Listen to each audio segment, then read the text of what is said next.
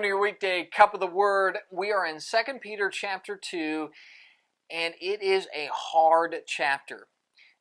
This chapter is a scathing condemnation of false teachers, and it is a companion to the book of Jude. These two work really well together because they're both talking about the same thing with the same kind of strong language. There is a time for words of peace and harmony, and then there's a time to remind us that there is punishment on the other side. It's not just that we're running to heaven, we are running away from hell.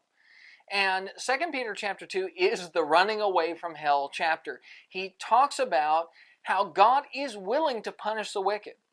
And you can see that in that he didn't spare angels when they rebelled, and has prepared them for judgment. That when the entire world of Noah's day was wicked, God was willing to pull the trigger and flood the entire world, saving only a few.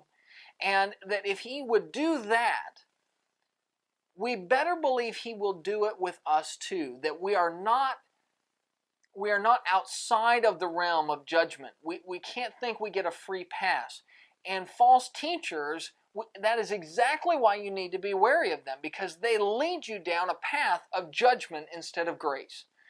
And false teachers, he will talk through the rest of the chapter about their character. They are arrogant and they are useless. They make empty promises. They cause turmoil within your midst, and everything is about them. They are unreasoning animals that aren't there to follow truth, but are there simply to get a flock of followers of their own. They don't want to follow Christ. They want Christ followers to follow them. And just like brute beasts, they are set for condemnation. If you have a wild animal causing trouble, you put it down. And that is exactly what God will do with false teachers. And we need to be aware of the fact that he takes that very seriously. And then probably the most disturbing image of all is that someone who follows a false teacher and false teachers themselves are like dogs that return to vomit. That is an image that is pretty ugly in our mind, and it's meant to be, because he wants us to see clearly that false teaching is not a small thing. That when somebody no longer holds to the truth of the Bible, judgment awaits.